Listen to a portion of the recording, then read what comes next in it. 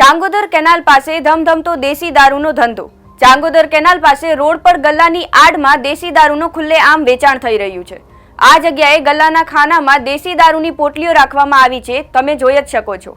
દારૂ વેચવા બેસેલા ભાઈને પૂછતા તેમને રમીબેનનું નામ આપ્યું હતું। રમીબેન નામની મહિલા દારૂનું વેચાણ કરે છે। ત્યાં દારૂ વેચવા બેસેલા ભાઈની સાથે વાતચીત કરતા તેમને જણાવ્યું કે ચાંગોદરની પોલીસ આવે છે, અમે કેટલાય સમયથી અહીંયા દારૂ વેચીએ છીએ, છતાં પણ હજુ સુધી અમને પોલીસે પકડ્યા નથી તેવું કહે છે।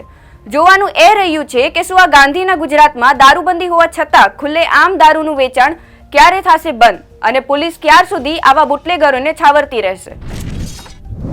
ક્યાંની પોલીસ આવે છે અહીંયા?